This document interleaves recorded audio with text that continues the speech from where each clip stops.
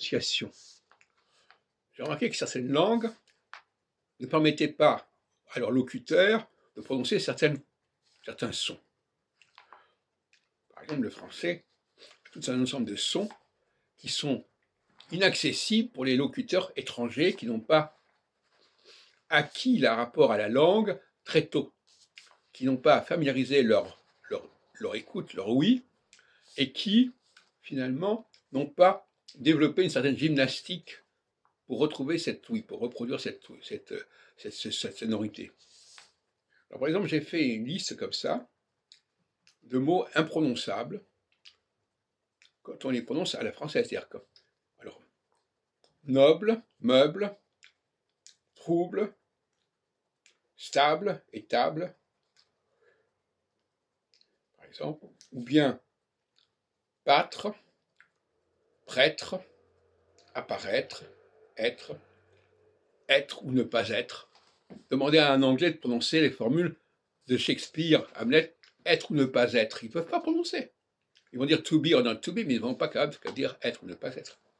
Donc, je pourrais en donner beaucoup d'autres. Donc là, nous avons des sonorités qui ne sont...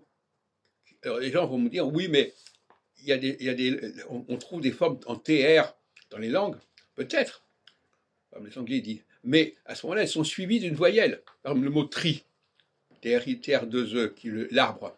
L'anglais peut dire tri. Il ne pourra pas dire être. Parce que pour prononcer être, il ne faut pas s'appuyer sur une voyelle. Le E ici n'est pas une voyelle. Il faut laisser la consonne exister en tant que telle. Autrement, on lui colle derrière une voyelle, elle n'est plus ce qu'elle est. Elle est dénaturée.